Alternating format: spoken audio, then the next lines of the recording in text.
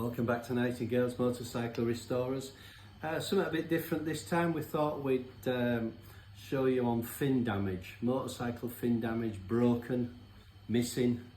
The early stages, what we do in the prep to put a fin back on with an invisible repair.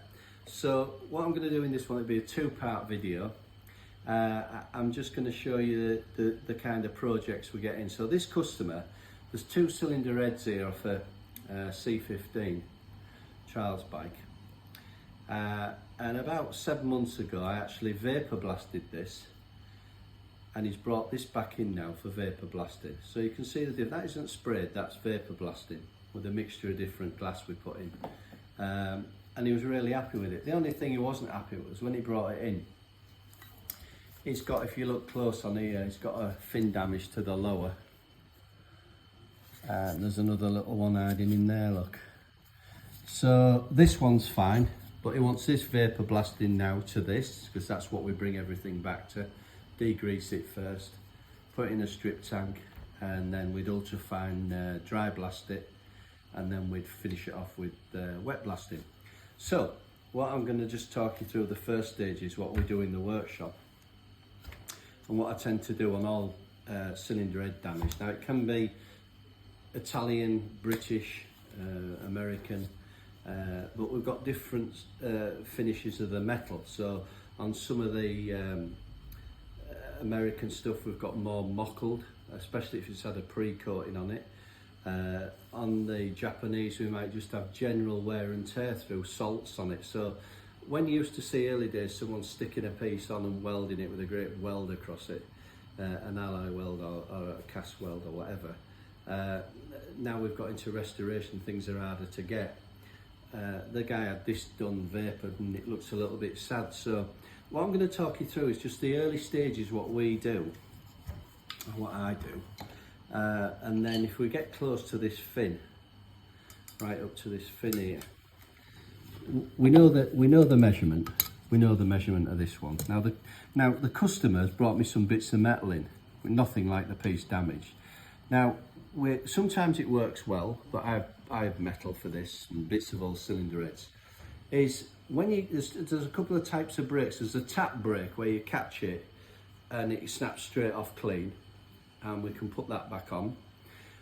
The more difficult ones, even to the point where it's better to get a new fresh one, is when it's bent, because then it snaps off, and then if we try and straighten it we might get a crease line in it, or we can't get a flush edge. Now when you're doing fin damage and fin repairs, there's a couple of things, and if you look back in one of my videos I've done on an Harley engine, but I've done many fin damage casings on all types of motorcycles, is when a piece chips off like this and it's gone, we've got a serrated edge. So what we're trying to do first is we take this back with some diamonds and we take it out to as smooth as we can and flare it off if it's on an edge.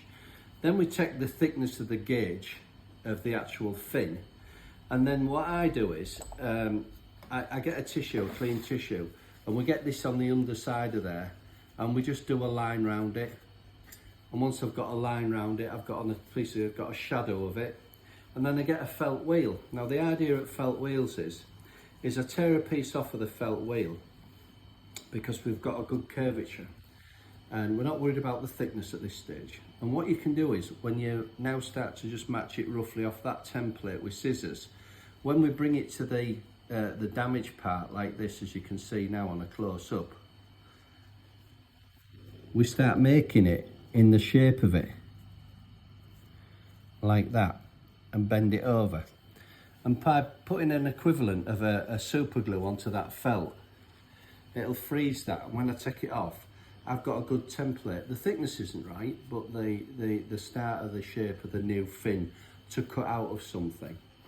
So once we've cut the fin out and we've got it nearly right with the cleanest edge to the outer, because also we've got a bevel edge and a seam casting line sometimes, or we've got a flat edge, or on some bikes, especially some at Triumphs, I've done modern Triumphs, we've got a polished edge, so we're going to put a flat face on it and then lacquer it so that it goes on from there.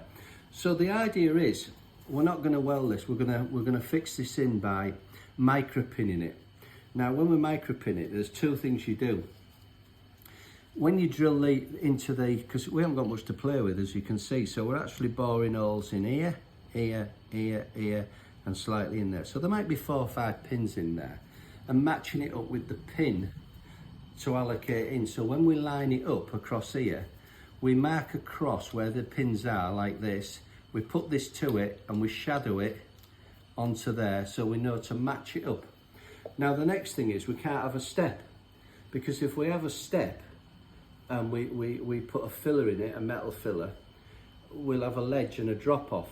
Now what you're taking into consideration with fin damage with this one, it's a very rough casting finish and age related damage or natural wear, so we're going to make it exactly the same. So what we do is, once I get this pinned and marked in and in its place and the right gauge, getting the gauge of everything right and taking it down and putting its original kind of, it's just got a little telltale sign on there, into there, what we do then, this is the clever bit, we get a latex and we go to another part of the cylinder head and we take a latex copy, we pull it off, we then put it over the repair on the inside, bring it across and pull it off, so we've got the imprint of the latex of the pattern of the cylinder head back onto the fin, the back side of it. So when then we spray it, so it could either be, because we've got a seam with it now, we've got some filler in it, what we're actually doing is we can't vapor it now back to that. So what I've got to do with this cylinder head is I've got to spray this head now, but I'll do it with a ceramic coating. Fortunately, if you've looked at any of my videos, that finish there, what looks like it's been sprayed, is exactly the same as one of the coatings we have in ceramic finishing, which is petrol resistant, brake fluid resistant, and 1200 centigrade, and a look of factory finish. Obviously I'm going to have a shadow line, that's why I'll end up flashing this part in here maybe. I won't have to do it all, I'll just do this, but you will not see any difference in that colour from vapour blasting. This metal's peen now, I mean, he didn't think his cylinder head from this, if you look close up at that, and in the next video I'll show you that cylinder head, he wasn't expecting it to come back like this. So when he got it back and he starts to see chips out of it, he feels he wants something doing with it. So that's the start of this video, a little bit different, but we do quite a lot, mainly for the trade. But as I say, it gets rid of this a brake and can spoil it if you can't get hold of a cylinder head. I mean, these aren't that rare, but when you come to some other, well, I've just done a Laverde 1000, a Jota one, I think it was an 81, something like that, and it had 2 fins, something's been dropped off a bench and gone down and snapped them straight off. Invisible repairs. Again, once you put the latex onto it and disguise it, and then we have other systems which you'll be able to see. But I'll get on with this and then I'll show you a result of it. And that's just the basics how we start, just to line things up. As I say, we don't want any drop down, and when you're doing micro drilling and pinning, you can't have a ledge, we've got to be in, and even that gap's got to allow for a latex bond over that filling so we don't see the step. So till the next one, thank you for watching.